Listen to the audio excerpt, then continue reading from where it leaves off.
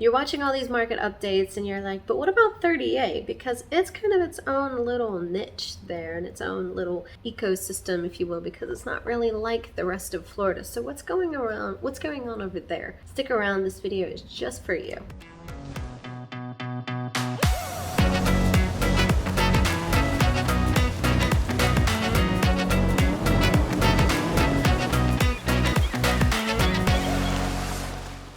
I'm AJ Badouk with the luxury division of the Emerald Group right here on the Emerald Coast. And this is Penny.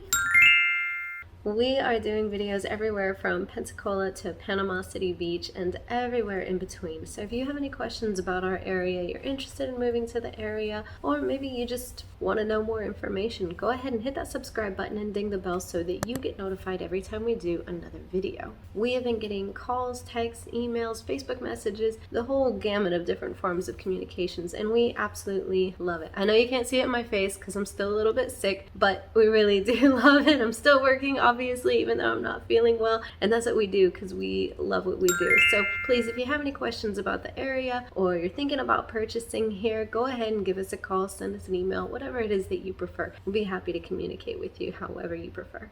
So obviously everybody is seeing this sort of change in the market. We're not sure what to call it yet. We don't know what's going to happen. Is it a shift? Is it switching from seller to buyer? What's it doing? Well, we're not ready to really name it anything other than a pain in the butt if you keep biting me.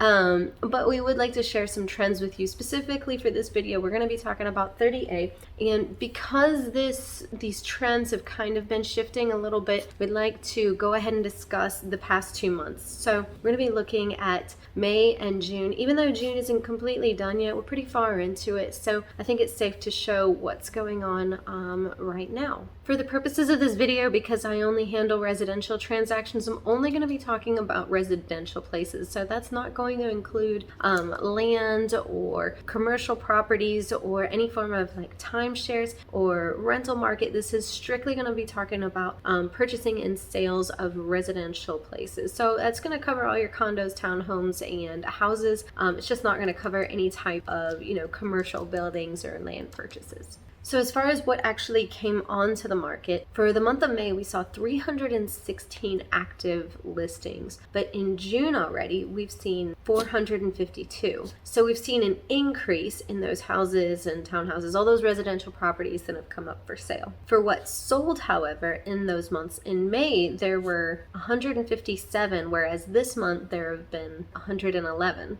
So just looking at those numbers alone, we're seeing about half of those properties that went active in May were sold, right? But now that we've come into June, we're seeing like a quarter of them, right? Because 157 to 316 for May, 157 sold of the 316 active versus 111 sold out of 452 active for June. So that's telling us that a couple of things. So more properties came onto the market, but fewer properties were actually sold. And if we look at if we compare the active days on the market for both of those, we see that in May, they were on the market for an average of 18 days. But in June, they were on the market for an average of 30 days. So you can see there was kind of an influx of properties hitting the market, but a slowdown of them actually selling. What does this mean for prices? If you're in the market and you're thinking, well, is this going to be a time for me to save some money? Maybe I can get some negotiating in or something. Well, let's take a look at it and see if those of you that have been kind of sitting back waiting for the market to cool off, is this your time? So in the month of May, the average list price for a property was $2.75 million, and the average sold price was $1.8 million. So a little bit of a disparity there, obviously listing a bit higher, the average sales a bit lower. So that doesn't necessarily mean that everybody was negotiating a lower deal, it's just that maybe the lower price properties were the ones selling faster. So what's it looking like in June? In June, the average list price was $2.79 million. So it went up just a little bit, but the actual sale price or the average sold price was $2.1 million. So we've seen an uptick uptick in both. We saw the list price go up a little bit, but we saw the sold price actually go higher. So some of the key takeaways essentially of what we're seeing just right now, as of the month of June. I'm recording this on the 21st. So what are we seeing right now? Right now we're seeing that prices are continuing to go up and inventory is still going up, and the properties being sold on average are priced higher than they were last month. We're also seeing a longer span of time where properties are sitting on the market. So what does this mean for you as a buyer? Well,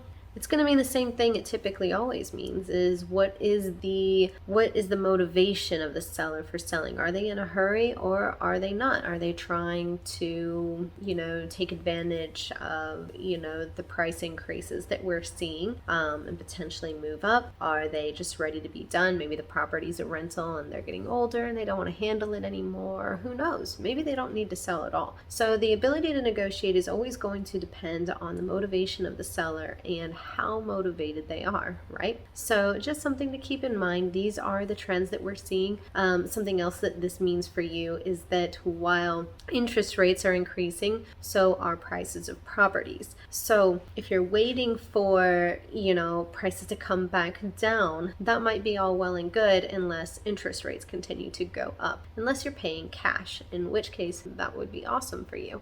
But if you're not, if you're having to finance any portion of the purchase, then you're still looking at a pretty, sizable bill if your interest rates are going to continue to go up and up regardless of the price that you're looking at. So kind of keep these in mind, because what's your motivation? Are you moving here because this is your primary residence and you've got to get into a place regardless? And it's just a question of, are you going to throw money away renting, or are you going to purchase something and keep it long term and have it as, an investment later on? Or are you looking at potentially a second home or an investment of your own? Obviously, everything is going to be determined off of motivation, whether you're a buyer or a seller. If you have any questions about what you should do in this market, maybe you're a potential buyer, but you have a unique situation and you're just not sure what the best course of action is for you, we would absolutely invite you to give us a call for a one-on-one consultation to talk about your portfolio and whether now is the time to expand it into real estate or not. So if you're thinking about purchasing in the area, go ahead and comment down below and let us know. Are you looking to purchase as a second home, strictly an investment, or you want to move here full time? Because it's amazing. All right, and we will just catch you guys at the next one. Don't forget, hit subscribe, ding the bell. See you next time.